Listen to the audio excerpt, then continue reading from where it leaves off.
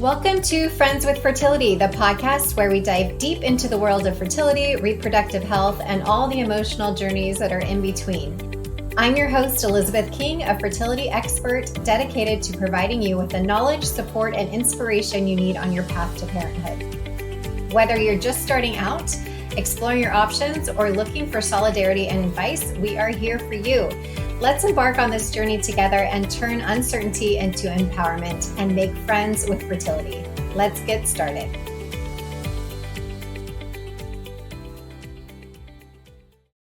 Hello, beautiful friends. Welcome back to Friends with Fertility. Today, we are going to be speaking with Erika Hanafin.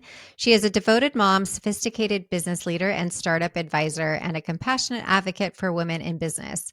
She is the CEO and co-founder of Hello Mamas, a community dedicated to supporting every mom's success by empowering them with the tools, connections, and joyful experiences needed to thrive in all aspects of life.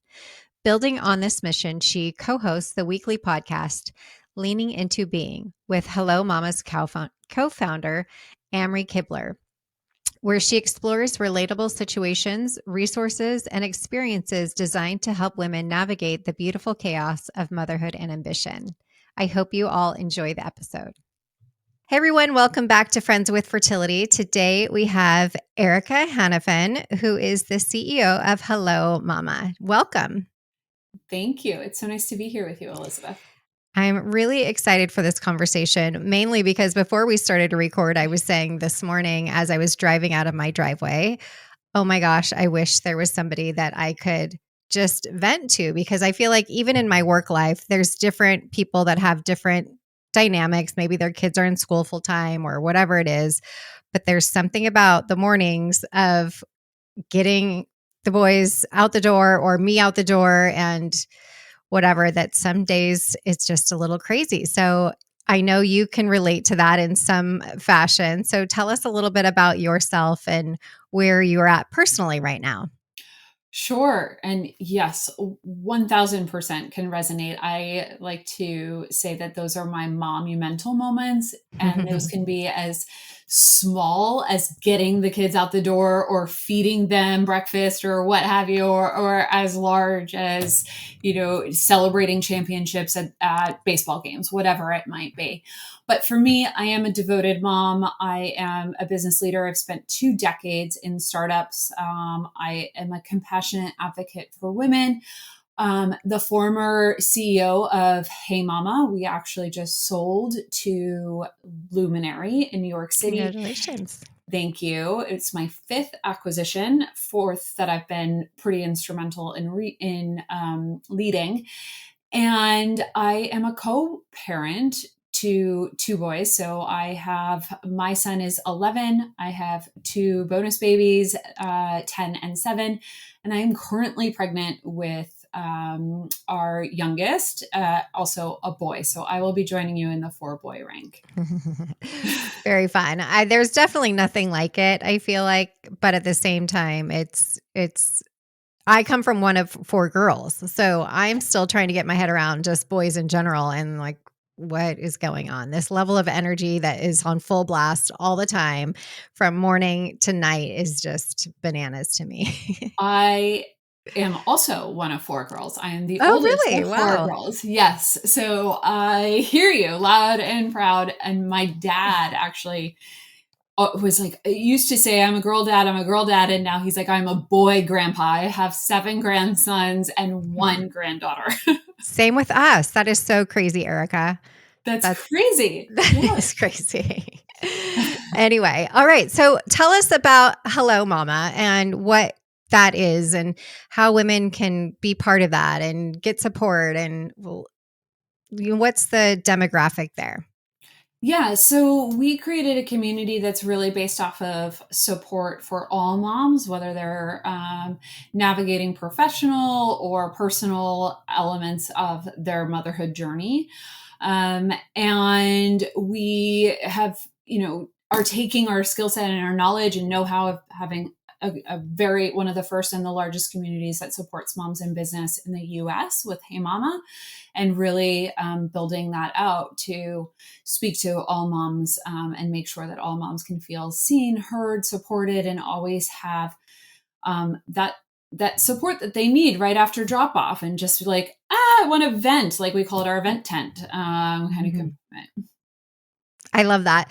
And it's interesting because I think it's different in every season, if you will, of parenthood, right? Of becoming a mom, from the newborn phase of my baby's not sleeping and can I talk to other moms about that, or eating, or whatever it is, to them, you evolve and your children evolve and your relationships around you evolve. And so finding those communities that are evolving with you and or at different times too is so helpful, to talk to somebody to say, oh, don't worry, I'll get through this. I know that's really difficult, but you'll get to the other side. Or to say, yeah, I run 2 businesses as well, and I have however many kids, and I get the stress of that and whatnot. There's not enough that can be said around community. And in fact, I'm almost finished with writing my book and was just editing it before we got on here, and was mentioning a part of that community based situation where in years past, thousands of years ago, women were in tribes and were in communities all the time supporting each other around being moms.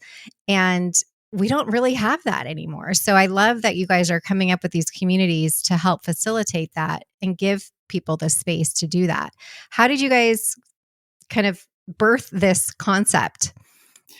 You're absolutely right. You look at the early stages of humanity, and women were really in villages, right? And that's why we have this term, it takes a village, because it really does. You have, you know who you're going to go to for health care, or you're going to go to for, as you mentioned, I had a newborn. I don't know what the heck I'm doing. It's my first.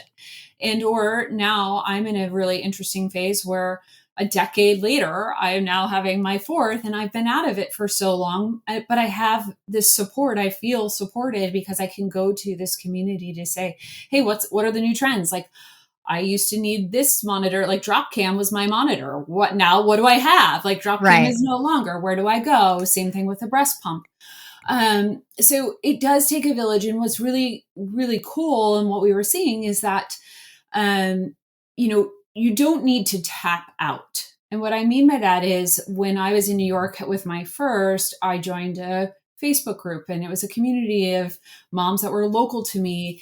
And then after I had my son, it was like, okay, kind of tapped out of this, right? And I want to know, what I need to start planning to get my child into kindergarten, Right. or what do I expect when when they go to eating solids. It could be a variety of different things, and you want to be able to know what's ahead, but also plan for what's going on in your present. And we just haven't had that opportunity until now, and hopefully, that mindset will continue. And create a ripple effect for all moms across the globe, really. And is Hello Mama built out in different facets of where you're at as a mom, or is it everybody's kind of in one community and seeing everybody else's stuff happening, so to speak? How is it laid out? Yes, it's both, actually. So you'll have Okay. access to one full community, but then we have different motherhood groups that are based off of different milestones. So, for planning and fertility and pregnancy, then newborn to, et cetera. So that it's broken out in that realm. Should you want to hone in on those particular milestones, or again, and you can join as many as you want.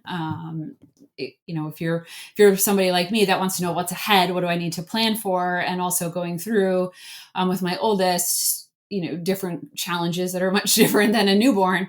I want to be able to have my eyes on the pulse, if you will.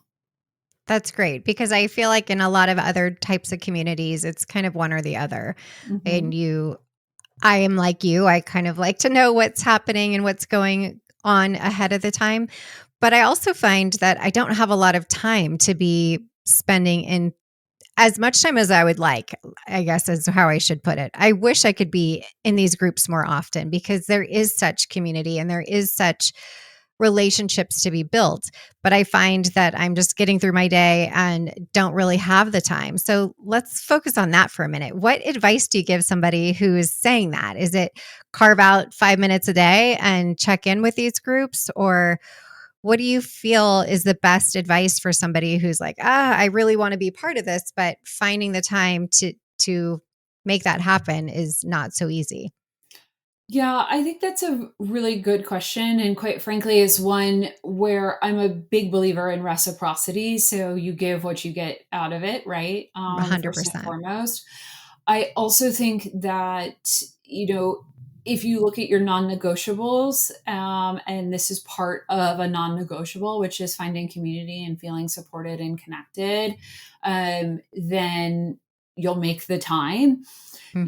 and then you can look at the data, right? Research shows that when women, particularly like-minded women that are going through similar journeys, connect either in person or virtually, then their everything improves, right? Their joy improves, they feel connected, their hormones are much more stable, right? It's like your endorphins are picking up, your cortisol reduces, all of those things come into play. And so you can look at it from a science base, aspect, or you can look at it from more of a personal thing.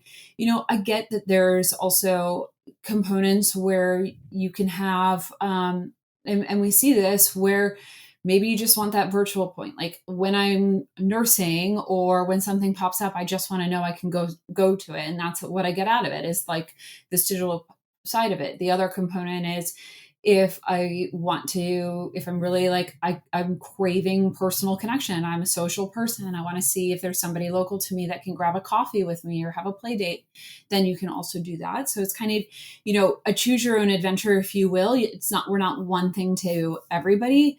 But it is important that, I think, like anything, right? For me, my non-negotiables are moving my body, and then meditation in some form, and drinking a ton of water, all of those things. But it's also responding to community and being able to either be there for others and support another mom, or need support myself. Hmm. And I like that, bringing back the non-negotiables for yourself, because I think so many people lose that when they have children because Mhm.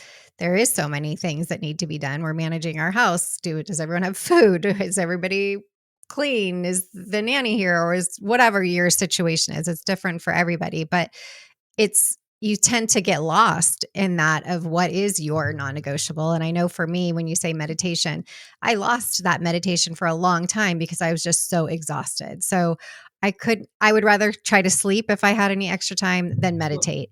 And now that I'm getting to a point where sleep is still an issue, but not as bad, I'm finding different times of day that works for me, where whether it's working on my book before I'm getting on a podcast or meditating for 2 minutes, even if that's all I have. And I think letting that be okay too around, they're still non-negotiables. They may not be like they were when I was younger or when I didn't have kids or whatever it may be, but they're still there in some capacity. I think is really good to hold on to as much as you possibly can.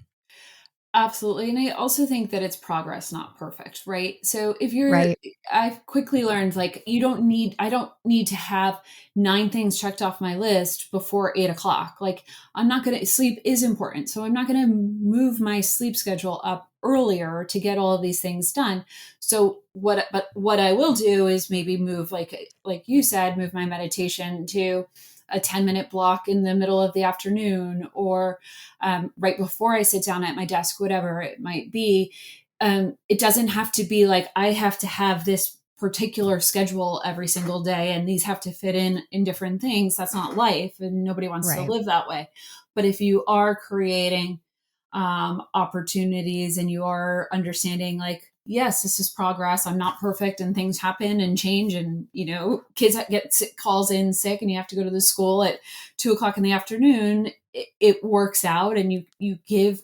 I'm a huge believer in just give yourself grace. Like, moms need to take more time to appreciate all of those monumental moments that they're going through and give themselves grace and know that nobody is perfect and we're all in there to make progress and hopefully find more people that can support you in whatever you're doing.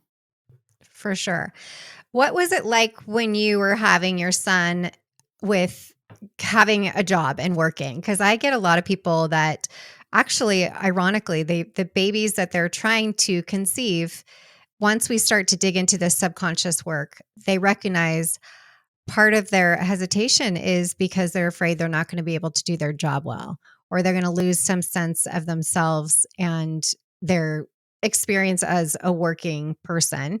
And Mhm. whether it's climbing the corporate ladder or whatever it is for each individual, but I see this so often. They don't even recognize that's something that is worrying to them.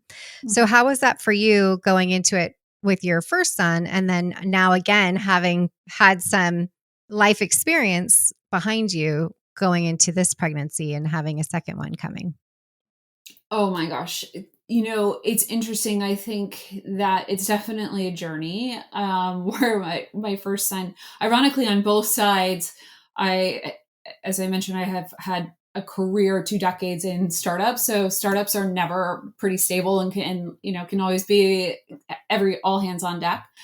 But what I think is really interesting is that when I was pregnant with my first, it was part of this box, right? I went to college and then I got a great job and then I got married and then and then I was supposed to have a family. So it was like this journey that I had to fulfill to be within this box. And Right. that's what I did. And then once I had my son, I realized how much being a mother really has made me a better leader. And what I mean by that is under something as simple as saying give yourself grace, or it's not doesn't have to be for a type A person that's a recovering perfectionist. Saying it's progress, not perfection, is really important. I'm a firm believer that becoming a mom helped me recognize that, because I didn't have it all together during that Right. time, right? Right. One of the big things that we recognized at Hey Mama is that we are firm believers that motherhood belongs on the resume.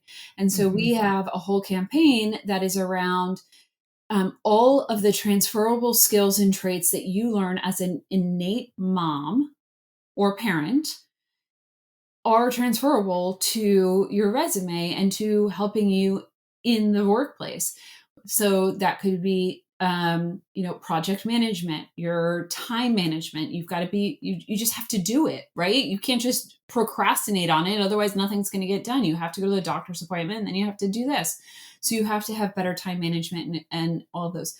Your child becomes a toddler and your negotiation skills are like the best of the best, right? So especially before bedtime. So all of those skills are transferable to the workplace. And then you look at the emotional skills, right? You're more empathetic. Your patience maybe improves, and sometimes maybe it doesn't. You have those. We all have those moments, but you know how to respond and control that because of becoming a parent.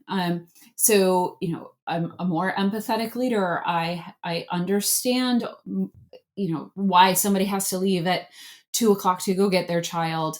Put that in Right. my calendar. All of those things um, have helped to create this different change and this different mindset from becoming a parent 10 years ago to also where I am today. I don't think I'm blessed to have been part of a huge community and a leader of a mom community that can support all of that. And so for me, it's part of my ethos.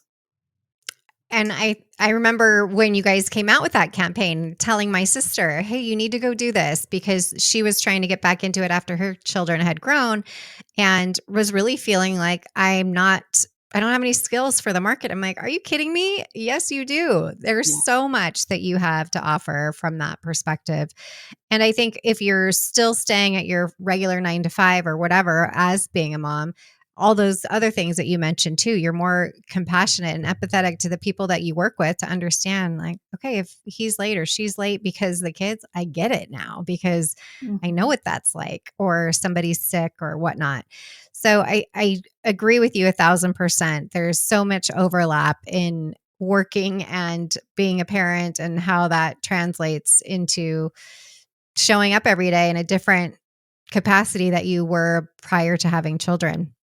Are you approaching this second pregnancy any different than you did 10 years ago, knowing what you know now, just about life in general and seeing your son where he's at?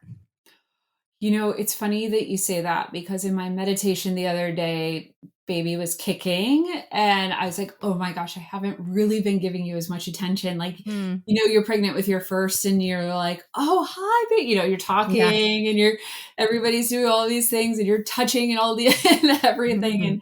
And it's been a little bit crazy. And then you add more kids into it.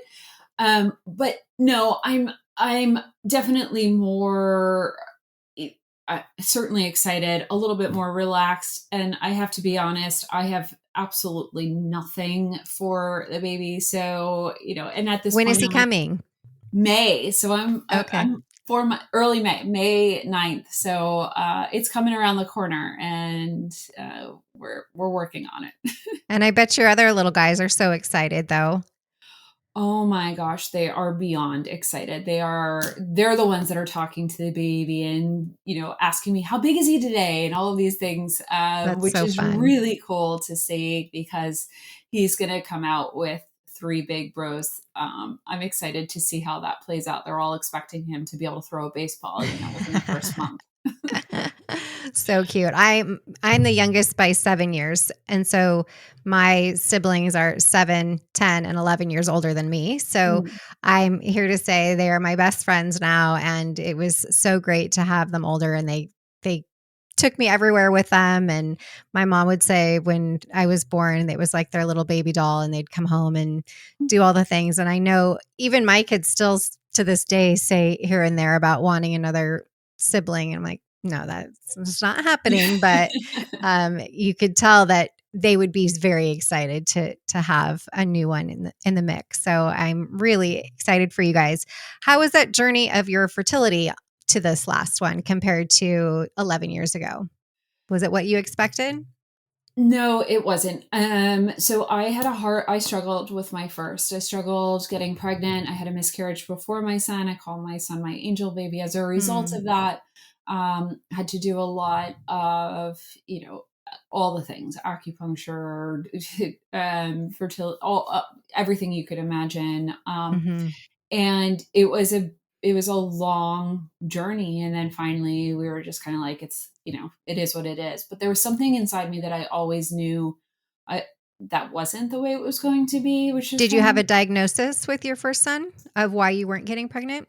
um it was PCOS. It Okay. was, I could only ovulate out of one ovary, Mm. all the things. I think, transparently, it was probably my partner, Mm. because now a decade later, with my new partner, when we were like, okay, we're gonna start planning, the whole time I'm like, and in between my after I had my first, I had 6 miscarriages in between. Oh, wow. So when we were planning, with my new partner, it's like, okay, don't get your hopes up, but we'll try, but don't get your hopes up, right? Mm. And so we had agreed on, okay, we're going to try this month, and that month I got pregnant. So I don't, Amazing. I can't explain all of that. I think everybody has their seasons, their journeys for sure, and those are Hmm. unique to them. But for me, it was probably a little bit of probably high stress cortisol as well as everything else. And then now it was just kind of, it was so much easier. It was like, no, this can't be right. And then, you're going through all of the, oh my gosh, wait for it. This is going to happen. And so it's been a different, but I laugh now because I was 28 when I had my son, and now I'm 40. So it cracks me up that every time I go to the doctor, it says geriatric pregnancy on my chart. Like Right.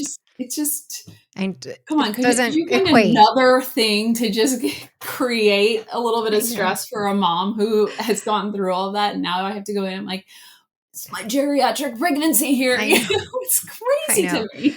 I remember the first time the doctor mentioned that to me about the hospital works with a lot of geriatric patients. And I was like, why is he telling me this? Like not Yeah, even not putting it together of like, he's referring to me as the geriatric person. I'm like, yeah. oh, okay. Yeah, I agree. They should try to change that word in this, this context for sure. And when you got pregnant with this current baby, because of your past losses, did you find yourself kind of holding your breath and not getting as excited in the event that you didn't stay pregnant? Because I For find that sure. unfortunately that's robbed from a lot of us that have gone through a traumatic experience before with fertility is like, I shouldn't get my hopes up because what if, or I can't tell anybody until it's 12, Yes. 13 weeks or whatever it may be. It's different for everybody. But did you feel like you were open to have that joy and excitement, or were you still hesitant based on your past experience? It was a little bit of both. It was definitely more hesitant on the experience. We did have a few like, oh my gosh, there's some bleeding, but it was for another, it was unrelated. All of Mhm. those things, you're just not sleeping. Oh my Right. gosh, what am I going to expect? I didn't want to go to the bathroom because I wasn't sure, all Right. the things. Um, and then it felt a lot better once we found out, the sex of the baby, and I did our first screening, which I don't recall getting like the very early on with my first, like it Probably not seemed, if you were 28, the yeah, NIPT. exactly. Yeah. Exactly. So that gave me a little bit of a reprieve. Good. Well, I'm glad that you were able to get through this one easy. And it's interesting because when you have that experience, you recognize, oh my gosh, all those other times it was so different, right? It puts it into perspective of wow, this is how easy it could have been or should be for people. And yeah, it's very different. I had an easy pregnancy after some struggle to get there.